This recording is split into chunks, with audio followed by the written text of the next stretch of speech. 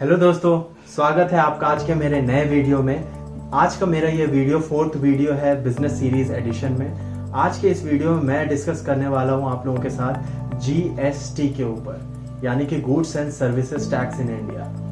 C I am not a expert, I am not a CA, but मैं आपको वो basics GST के बारे में बताऊंगा जो एज अ बिजनेस ओनर मुझे समझ में आई है और मुझे जो परेशानी आई है मैं वो सब आपके साथ शेयर करना चाहूँगा। तो अगर आपको मेरे ये वीडियोस हेल्पफुल लगते हैं एंड इंफॉर्मेटिव लगते हैं एंड आपको कहीं ना कहीं हेल्प कर रही है तो please like, share and subscribe, ताकि मैं ऐसे इंफॉर्मेटिव वीडियोस आगे भी बनाते रहूँ। तो चलिए शुरू करते हैं।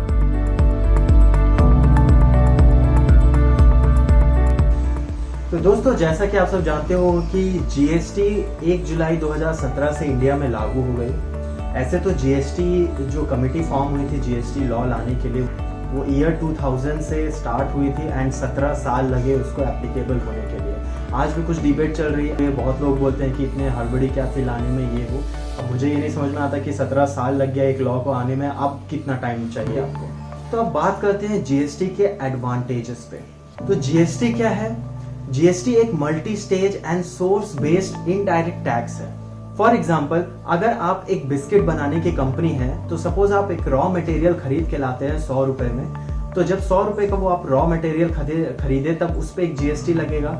उसको बिस्किट का फॉर्म देने के बाद उसको लेबल करने के लिए सपोज आपने एक सप्लायर से लेबल खरीदा तो उस पर एक जीएसटी लगेगा। एंड फाइनली कस्टमर को जब वो सेल हो रहा होगा in a form of a biscuit packet, तो तब कस्टमर उस पर एक जीएसटी पे कर रहा होगा। तो ये एक multi stage indirect tax regime है।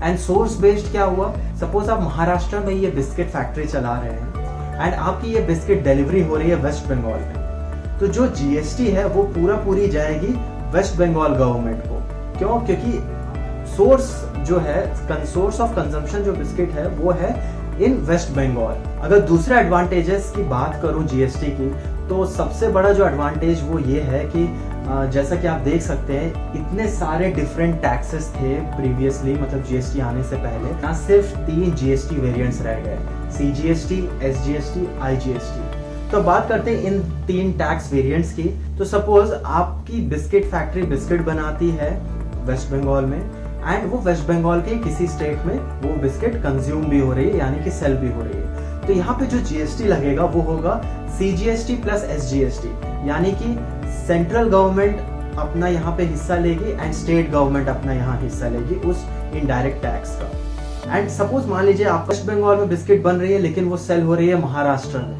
वह पॉइंट ऑफ कंजम्पशन यहाँ पे महाराष्ट्र है, तो जो पैसे जाएंगे वो एज एन इंटीग्रेटेड जीएसटी जाएगा, IGST to the central government. So ये सिर्फ 3 वेरिएंट्स जीएसटी के रह गए हैं जो आज के डेट में हमें पे करने पड़ रहे हैं। तो जीएसटी के एक सबसे बड़ी एडवांटेज दूसरी ये रही कि जीएसटी सिर्फ और सिर्फ अपने ऑनलाइन पोर्टल यानी कि gst.gov.in में ही जाके सबमिट किया जा सकता है, यानी कि सारी प्रोसेस जो है वो ऑनलाइन है। तो आप कहीं भी बैठे, कहीं से भी आपका जो सीए है, जो भी आपका जीएसटी कंप्लायंसेस देखता है, वो आराम से कर सकता है कहीं से भी। सो इससे क्या हुआ, ये जो एप्लीकेशन प्रोसेस हो गया काफ़ी इसमें स्पीड आ गई है एंड कहीं ना कहीं घूसखोरी कम हो गया। तो अब आते हैं जीएसटी के एक और फीचर में, वो है इनपुट टैक्स क्रेडिट। ये input tax credit regime previous VAT वाले सिस्टम में भी था, बट मैं आपको जीएसटी के इनपुट टैक्स क्रेडिट के बारे में बताना चाहूँगा। इसमें क्या होता है कि सपोज आप एक बिजनेस है एंड आपके पास एक वैलिड जीएसटी नंबर है, तो आप इनपुट टैक्स क्रेडिट मेथड ले सकते हैं अगर आप जीएसटी एग्जेम्प्टेड लिस्ट में नहीं है तो। आप सपोज आप एक बिजनेस है एंड आप कुछ परचेजेस करते हैं एंड सेलिंग भी होती है आपकी।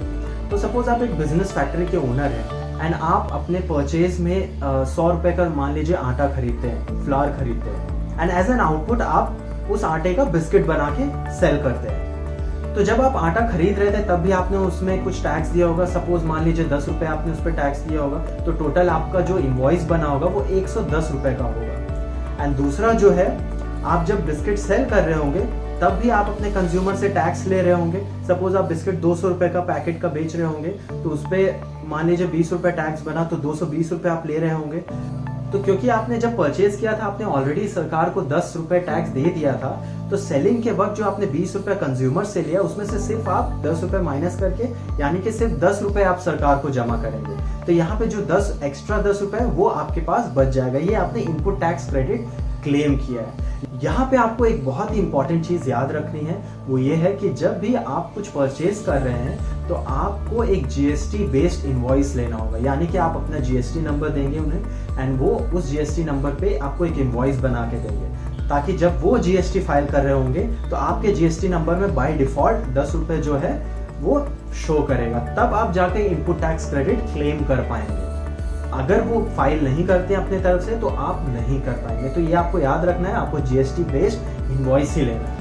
तो दोस्तों ये था मेरा आज का वीडियो जीएसटी के ऊपर। मैंने बहुत ही शॉर्ट में आपको जीएसटी के बारे में बताया, जो बेसिक नॉलेज हम जाननी चाहिए ताकि हम किसी पे भी डिपेंडेंट ना रहे। आपको बेसिक जीएसटी के डिटेल्स जान के रखनी चाहिए। आपको और भी डिटेल्स चाहिए तो कमेंट करके बताइए मुझे, मेरे पास और भी जो नॉलेज है मैं ज़रूर आपके साथ शेयर करूँगा। एंड फाइनली वंस अगेन, अगर आपको ये वीडियो इन्फॉर्मेटिव लगा हो तो please like share and subscribe. तब तक स्टे सेफ।